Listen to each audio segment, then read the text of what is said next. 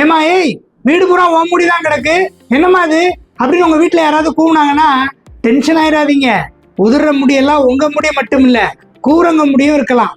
ஒருவேளை அவங்க மண்டையில முடி இருந்தா, வீட்டை பெருக்கும் போது வர்ற முடி, பாத்ரூம் தூப்பாக்குழியில இருக்கிற முடி, இதெல்லாம் வீட்டுல இருக்கிற எல்லாத்தோட தலைமுடி மட்டும் இல்ல, உடம்பு முடியும் சேர்த்துதான். ஏன் உங்க வீட்டு நாய் பூனை முடியும் சேர்ந்து இருக்கும். அப்ப எப்படி டாக்டர் எனக்கு மட்டும் எவ்வளவு முடி கொட்டுதுன்னு கரெக்டா கண்டுபிடிக்கிறது தானே அப்புறாணியா கேக்குறீங்க. இதை பத்தி நான் ஒரு வீடியோ போட்டிருக்கேன், 60 வினாடிகளில் உதிரும் முடியின் எண்ணிக்கைன்னு. அதாவது 60 செகண்ட் ஹேர் கவுண்ட்.